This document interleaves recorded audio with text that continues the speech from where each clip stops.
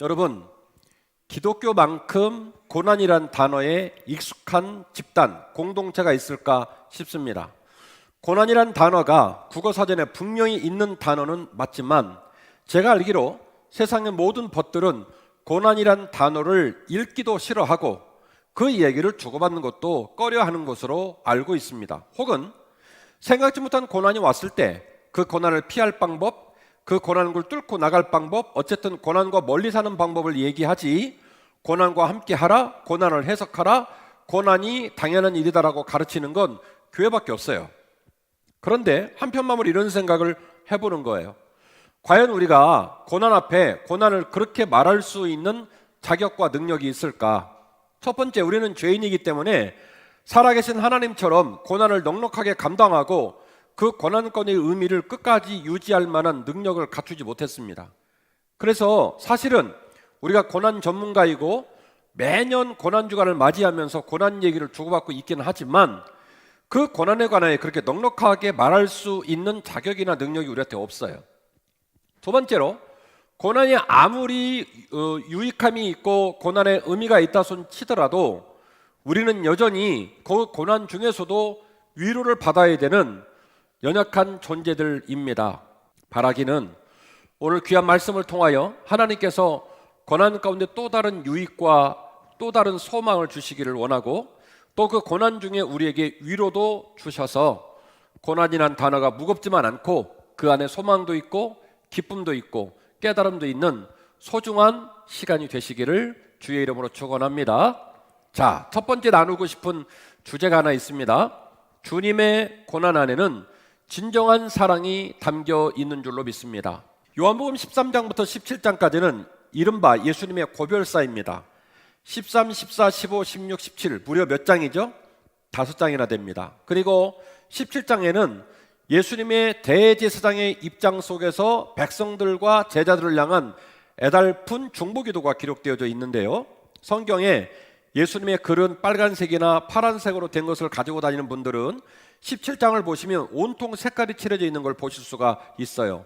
오직 17장은 전부 예수님의 기도로만 기록이 되어져 있는데, 하나님 아버지, 내가 사명을 마치고 이제 하나님 품으로 돌아갈 때가 다 되어서 이 땅에 남겨진 시간이 얼마 남지 않았는데, 그러나 제 눈앞에 보여진 우리 제자들의 모습은 제가 없는 그 와중에 그들의 사명을 넉넉히 감당할 수 있는 능력과 그런 준비가 안 돼 있는 것 같아서 마음이 너무 아픕니다. 하나님, 저들에게 천사를 보내주십시오. 그들이 깨지지 않도록 붙잡아 주시고 제가 없는 와중에도 이 사명을 완주할 수 있도록 저들을 도우시기 원합니다. 이 이야기가 17장 전체의 이야기입니다. 그래서 요한복음 13장부터 17장까지 구간은 예수님이 정말로 당신의 모든 사역을 마치고 하늘을 향해 떠나시기 전에 제자들에게 너무너무 하고 싶었던 가장 중요한 이야기와 가장 중요한 행위를 했던 이야기들이 13장에서 17장 구간에 기록되어져 있더라고 하는 것이죠. 그런데요, 오늘 우리는 예수님의 고별사의 시작을 알리는 13장 1절 이하의 문장에서 주님의 고난에 대한 진정한 의미를 깨달을 수 있는 아주 중요한 단어와 문장을 만나게 됩니다. 같이 한번 보실까요? 요한복음 13장 1절 말씀입니다. 6월절 전에 예수께서 자기가 세상을 떠나 아버지께로 돌아갈 때가 이른 줄 아시고, 다시 말씀을 드리면 시간이 많다 많지 않다, 시간이 나에겐 더 이상 많지 않다, 막바지에 와 있다는 것을 깨달은 줄 아시고 세상에 있는 자기 사람들을 사랑하시되 끝까지 사랑하시니라. 도대체 무슨 말일까요?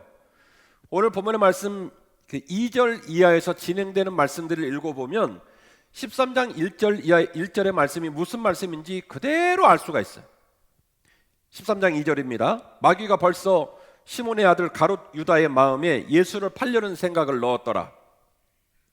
저녁 먹는 중 예수는 아버지께서 모든 것을 자기 손에 맡기신 것과 또 자기가 하나님께로서 오셨다가 아버지께로 돌아가실 것을 알고 계셨다, 이렇게 이어지고 있습니다. 주님은 세족식을 행하시고 성만찬을 행하시고 지금 막중한 사명을 감당하시려고 가슴이 뛰는데 이 와중에 벌써 가룟 유다는 자기 선생님을 팔아먹을 생각을 마음에 품었다는 거예요. 자, 질문 들어갑니다. 여러분, 가룟 유다가 자기 스승님을 얼마에 팔았죠? 은 30개, 정확하게는 은 33개랍니다. 출애굽기 21장 32절의 말씀을 보니 은 33개는 모든 유대인들은 다 알고 있는 금액이에요. 기인지사항, 모든 유대인들은 특별하게 설명을 안 해줘도 은 30세겔 하면 딱 그 값어치와 몸무게와 그 금액이 우리에게 어떻게 작동되는지를 아는 금액이에요. 궁금하죠? 출애굽기 21장 32절 말씀을 보니 은 30세겔은 유대인들의 종, 남종과 여종의 몸값입니다. 이 사실을 모든 유대인은 알고 있어요. 금 30세겔도 아니고 특별한 값어치가 있는 보석도 아닙니다. 주님이 어떤 분인데요? 12제자에게 주님이 어떤 분인데요? 다이아몬드 4캐럿, 5캐럿짜리로도 부족해요. 그분의 몸무게는. 그런데 어떻게 예수님의 제자가 예수님을 파는데 당시에 남종과 여종을 사고 파는 종의 몸값으로 당신의 선생님을 파느냐 말이에요. 물론 구약 성경에 예언되어져 있기도 하지만 어쨌든 주님의 몸값은 우리가 통상적으로 생각할 수 있는 몸값은 아니었다라는 겁니다. 마귀는요, 벌써 가룟 유다의 마음에 이런 말도 안 되는 금액으로 선생님 팔아먹을 생각을 하게끔 아주 잔인하고도 배역한 생각을 가룟 유다의 마음에 넣어주었다라는 얘기죠. 그리고 또 다른 제자들은 세족식과 성만찬의 의미를 조금도 이해하지 못하고 있었습니다. 본문의 말씀 이하의 본문을 보니 예수님께서 세족식을 행하시는데 예수님을 제일 사랑한다는 제자 베드로가 또 말을 못 참고 바로 또 치고 나옵니다. 선생님 어찌하여 우리의 발을 씻을 수가 있습니까? 저는 그걸 감당치 못하겠습니다. 이런 대화를 막 나누게 되거든요. 예수님의 세족식은요, 예수님이 이 세상에 어떤 마음과 어떤 사명을 가지고 오셨는지를 몸소 제자들에게 보여주는 그런 가르침이셨고, 예수님이 이 세상을 떠나신 이후에도 그런 예수님의 반차를 쫓아, 예수님의 마음을 쫓아 너희도 이 세상 사람을 이렇게 섬기라고 하는 가르침이셨어요. 문제는 뭐냐면 그런 예수님의 행위를 제자들이 못 알아들었다는 거예요. 그런 예수님의 행위 가운데 담겨진 미래적인 가르침을 제자들이 아직 감당할 만한 영적 상태가 되지 못했다는 거예요. 자, 제가 두 가지 예를 들어드렸습니다. 주님께서 지금 어떤 행위를 하고 계시고 의미를 전달하고 계시고, 그리고 주님이 사역의 마지막 위중한 길을 가시거든요. 그런데 주변에 있는 모든 사람들이 그거 알아들어요, 못 알아들어요? 못 알아듣는 거예요. 그런데 주님께서는 이처럼 준비되지 못하고 감당할 힘도 없고 성숙하지 못한 주님의 사람들을 위해서 끝까지 주님의 진한 사랑을 담아내고 있어요. 지금은 너희들이 못 알았지만, 지금은 너희들이 할 수 없지만 언젠가 때가 되면 반드시 그 일을 감당할 수 있는 능력을 갖춘 날이 올 거라고 나는 믿는다. 내가 너희들을 믿어, 내가 너희를 기대해, 내가 너희들이 그 일을 반드시 할 수 있다고 믿고 나는 여전히 너희를 어떻게 할 거야? 사랑할 거야. 그래서 주님의 고난에는 억울한 고난, 피할 수 없는, 어쩔 수 없는 고난이 아니라 주님의 그 고난 안에는 주님께서 의도적으로 고난을 향하여 뚜벅뚜벅 발걸음을 내딛고 계시고, 그 고난 안에 여전히 우리를 향한 진한 사랑을 담아내고 있다라는 사실을 이 아침에 여러분에게 꼭 말씀을 드리고 싶습니다. 그리고 이 사랑은 끝내 누구도 생각하지 못한 놀라운 제자들의 사명을 가능하게 했습니다.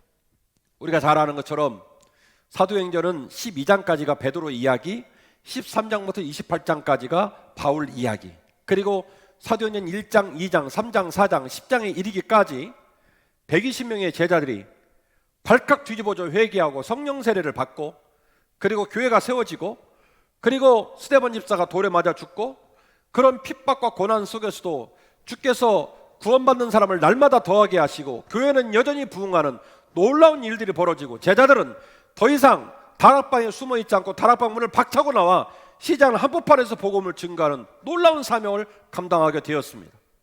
요한복음 13장에 있는 제자들의 모습은 비루하기 짝이 없습니다. 예수님의 마음을 못 알아듣습니다. 예수님의 사랑의 의미를 아직도 감당을 못합니다만 때가 되니까 놀라운 사명을 감당하게 되더라는 거예요. 그래서 제가 이 아침에 여러분에게 드리는 말씀은 예수님의 고난 안에는 진한 사랑이 담겨져 있다라는 거예요.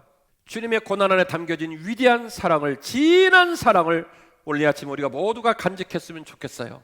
맞아요, 주님. 제가 일어설게요. 더 이상 방황하지 않을게요. 언젠가 멋진 주님의 딸과 아들 되어 주님 가신 길을 따르겠습니다 라고 하는 고백이 우리 모두에게 있었으면 좋겠습니다.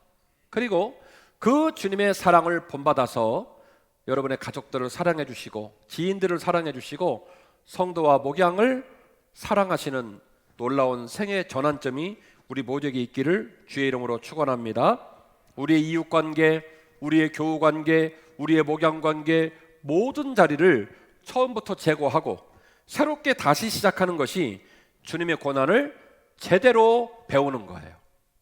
고난을 묵상하며 주님의 진한 사랑을 배우고 우리의 마음에도 그 사랑을 담아 새롭게 삶을 풀어가는 놀라운 결단이 우리 모두에게 있기를 주의 이름으로 축원합니다. 하나 더 말씀을 나눌 것은 우리는 고난의 자리에서 따름을 위한 포기를 배워야 한다는 사실입니다. 우리는 고난의 자리에서 따름을 위한 포기를 배워야 합니다. 주님은 세족식을 통하여 당신이 주는 섬김의 의미를 가르치고 싶어 했고 그 섬김의 의미를 본받아서 제자들도 섬김의 삶을 살기를 원하셨어요. 그러나 베드로를 비롯한 제자들은 그 의미를 알지 못했고 아직도 그 의미를 알지 못하는 관계로 주님께서 원치 않는 대화를 주고받으면서 시간을 허비하고 있습니다. 그러나 주님은 절망하거나 실망하지 않으셨어요. 지금은 못 알아듣지만, 지금은 엉뚱한 소리를 하지만 때가 되면 반드시 너희가 이 일을 해낼 줄 알고 나는 믿는다. 같이 보실까요? 4절이에요.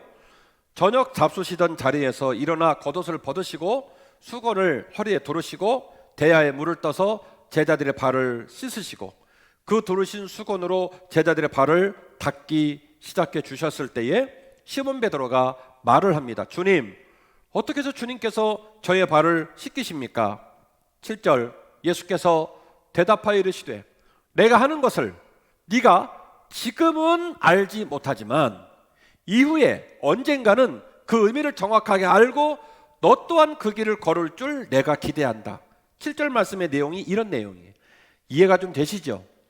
지금 주님이 하는 사역, 주님의 마음, 주님의 가는 길을 제자들이 안다 모른다? 몰라요. 그런데 주님은요, 그럼에도 불구하고 그 길을 가시면서 이야기하시는 거예요. 지금은 모르지만, 지금은 감당할 수 없지만 네가 반드시 이 사명을 감당할 수 있다고 난 믿는다. 할렐루야. 오늘 이 아침에 말씀을 듣고 있는 우리 모두를 향한 주님의 메시지예요. 주님의 마음이에요. 근자의 우리나라는요, 인문학의 꽃을 피우고 있습니다. 이 인문학이라는 말은 무슨 말이냐면 어원을 보면 인간의 문의를 연구하는 학문이라는 뜻이에요. 산에 가면 나무태가 있잖아요. 우리 정영덕 장로님이 나무 전문가신데 나무를 잘라보면 나무태 모양과 수목에 따라 다 다르다는 거예요. 사람이 눈 2개 달려있고 코 하나 달려있고 비슷비슷해 보이지만 사람의 마음을 들어가 보면 그 결이, 무늬가 다 다르더라는 거예요. 그래서 사람을 연구하는 학문이 인문학입니다. 그런데 이 사람의 내면을 연구하는 인문학에 중요한 공통된 이 화제가 있어요. 그 첫 번째가 뭐냐면 에너지 총량의 법칙입니다. 모든 사람에게는 에너지가 정해져 있더라는 거예요. 그래서 그 에너지를 알아내는 거예요. 70%를 갖고 있는지 50%를 갖고 있는지 100%를 갖고 있는지 이 에너지 총량을 알아내는 이유가, 중요한 이유는 사람이 아무리 도전을 받고 아무리 다른 사람에게 압박을 받아도 자기가 갖고 있는 에너지 총량 이상으로 에너지를 쓸 수 있다 없다? 없다는 거예요. 마음으로 아무리 그 생각을 하고 주변에서 아무리 압박을 줘도 그 사람의 에너지 이상의 에너지를 쓸 수가 없더라는 거예요. 그래서 에너지 총량을 아는 것이 매우 중요하다라는 거예요. 그래서 이 에너지를 알고 나면 2가지의 방법으로 삶을 끌어나가는데, 첫 번째는 에너지의 분량을 알고 나면 선택을 하고 집중을 하는 거예요. 다 못하니까. 내가 내 에너지를 알고 났는데 사실은 10가지 다 하려고 계획을 먹었는데 내 에너지가 10가지를 못해요. 그러면 어떻게 해야 됩니까? 한국적인 정서는 오필승 코리아 그러잖아요. 막 불같고 뜨겁고 열정적이고 막 그 매운 고추를 고추장에 찍어 먹어버리고 막 사우나를 가면 막 40도가 다 되는 물에 막 사람을 집어넣고 들어가면 또 어허 시원하다 막 이러잖아요. 아마 불덩어리예요. 막 이것도 하고 싶고 저것도 하고 싶고 막 다 해야 직성이 풀려요. 그런데 인문학에서는 그게 안 된다는 거예요. 사람마다 에너지의 총량이 다른데 그 에너지의 총량을 분석하고 난 다음에는 다 못하니까 내가 해야 될 중요한 일을 선택하고 그것에 집중하라는 거예요. 두 번째는 시간이 많이 있는 경우에는 그 에너지의 총량을 조금씩 늘려가라는 거예요. 이 두 가지로 삶을 진전시키고 풍요롭게 하는 거예요. 자, 후자는 다른 또 장에서 다룬다고 치고 앞에 선택과 집중입니다. 내가 할 수 있는 일을 선택하고 그 일에 집중하라는 거예요. 근데 이 말은요, 이 말의 이면에는 선택받지 못한 것에 대한 이야기가 숨겨져 있어요. 내가 원래 하려고 했던 게 10가지예요. 에너지 총량을 보니까 5가지밖에 못해요. 그래서 5가지를 선택했어요. 그리고 할 수 있는 5가지에 집중하라는 거죠. 선택과 집중. 그러면 그 나머지 5가지는 뭡니까? 포기한 무엇인가가 있다는 거예요. 그 선택 때문에 선택받지 못하고 포기한 5가지가 있다는 거예요. 거꾸로 말씀을 드리면 이런 겁니다. 이런 이야기들을 듣고 내 삶의 가치를 얘기하고 내가 제대로 살겠다고 천명을 하고 새치어 끝으로는 말을 많이 했어요. 그런데 곰곰이 생각해 보면 무엇도 포기한 게 없으면 그 사람은 선택과 집중이라는 말만 했지 실제로 그런 삶을 살은 적이 없는 사람이에요. 포기한 게 없다면, 내려놓은 게 없다면 반드시 그 사람은 아직도 선택과 집중을 하지 못한 거예요. 생각만 하고 있는 거지. 선택했다. 그리고 그 선택한 것에 집중했다는 얘기는 무엇인가를 포기하고 내려놓았다라는 이야기입니다. 무엇인가를 포기하고 무엇인가를 버리지 않으면 절대로 선택도 집중도 할 수가 없습니다. 따라서 신앙의 길은 사랑하고 포기하며 이루어가는 길입니다. 하나님께서 우리에게 은혜를 주시고 우리를 도우셔서 지금 있는 자리에서 조금씩 무르익어 가도록 이끄실 때에 우리의 삶이 반드시 이루어져 가게 될 줄로 믿습니다. 하나님의 뜻이 하늘에서 이루어진 것처럼 이 땅에서 반드시 이루어지게 될 줄로 믿습니다. 그래서 이 놀라운 신앙의 가치와 제자의 가치와 삶의 가치를 이루어감에 있어서 주님의 사랑을 본받아 끊임없이 사랑하며 포기하며 이루어 가야 할 줄로 믿습니다. 아까 제가 그랬죠, 여러분에게. 우리가 선택과 집중을 말하지만 포기가 없다면 아직 선택과 집중을 한 적이 없다라고 말씀을 드린 거예요. 주님은 또 다른 복음서에서 이같이 말씀하셨습니다. 누구든지 나를 따르려거든 자기를 부인하고 자기 십자가를 지고 나를 따라야 할지니라. 주님을 따르는 일에 있어서, 주님의 제자가 되는 일에 있어서, 주님으로 말미암아 빛나는 인생을 살아가는 일에 있어서 포기한 것이 없다면 그 사람은 여전히 주님을 한 번도 따른 적이 없다는 거예요. 여러분은 무엇을 포기하셨습니까? 좋은 아빠가 되고 싶고, 좋은 엄마가 되고 싶고, 좋은 목사가 되고 싶고, 좋은 장로가 되고 싶고, 좋은 주님의 제자가 되고 싶다면 반드시 우리는 그 사명을 감당해내기 위해서 무엇인가 포기할 것이 눈앞에 있다는 걸 잊으시면 안 돼요. 포기하지 않으면 따를 수가 없습니다. 따른다고 말만 해서 따르는 게 아니라 반드시 포기해야만이 따를 수 있는 거예요. 주님께서 당신의 모든 권리를 포기하시고 스스로 십자가에 달리셨던 것처럼 도망갈 수 없어서 잡히신 거 아니에요. 능력이 부족하고 사람을 끌어모을 수 없어서 세력에 밀려가지고 불쌍하게 죽은 게 아니에요. 주님의 두 발로 뚜벅뚜벅 걸어 사지로 들어가는 거예요. 제자들이 펄떡펄떡 뜁니다. 베드로가 그 앞을 가로막습니다. 주님, 3년 동안 잘 달려오다가 막판에 이게 무슨 말입니까? 돌아가신다니요? 이게 말이 됩니까? 근데 주님께서 말씀하시기를 사단아 내 뒤로 물러가라. 얘야, 내가 가는 길은 내 권리와 너희들을 살리기 위해 포기할 것을, 마땅한 것을 담대히 버리고 포기하고 내 목숨마저도, 내 피마저도, 내 몸마저도 너희들에게 주어 너희들을 살려내는 길, 이게 내 유일한 선택된 사명의 길이란다. 그 길을 주님이 가신 거예요. 다음 주에 제가 예수님의 고난 땅 설교하거든요. 예수님의 십자가에 못 박고 그 위에다 빌라도가 명패를 붙입니다. 히브리 말로만 붙인 게 아니라 여러 가지 말로 다 붙여요. 그러니까 대제사장이 꼴보기 싫었는지 빌라도에게 말해요. 그렇게 하지 말고 자칭 유대인의 왕이라고 고쳐달라고. 그러자 빌라도가 뭐라고 하는지 아십니까? 싫어. 아니야. 나는 마땅히 쓸 글을 썼어. 로마의 총독인 빌라도가 이런 말을 했단 말이에요. 예수님은 진짜 진정한 유대의 왕의 길을 당당히 걸어내셨어요. 저와 여러분이 이 길을 걸어가기를 주의 이름으로 축원합니다. 우리의 삶은요, 내가 소중하고 내가 행복하고 내가 중요한 것처럼 타자의 삶도 중요해. 그리고 내 생각 같으면 그렇게 불만이고 그렇게 마음에 안 들고 그렇게 짜증이 나는 현재 하나님이 허락하신 내 이웃들, 아무것도 아닌 것 같고 맘만 먹으면 정말 나를 기쁘게 해주고 더 좋은 벗들을 만날 것 같은데 그거 대단히 착각이고 교만한 거예요. 세상 모든 사람들은 나를 기쁘게 만나기를 간절히 원하지 않습니다. 내가 찾아가도 자기가 멀어지지 다가오진 않아요. 우리는 너무 욕심부리고 교만하고 오만하고 나만 생각하고 그래서 감사하지 못하고 지금도 불행하다고만 생각하고 있지는 않을까요? 예수님께서 엉망진창이고 하자투성이고 쓸만한 사람 한 사람도 없는 제자들 끝까지 끌어안고 사랑하고, 얘들아, 지금은 너희들이 내 말을 못 알아듣고 지금은 너희들이 내 사명 감당하지 못할 것 같지만 아니야, 나중에 말이야 진짜 멋있게 할 줄 난 믿는다.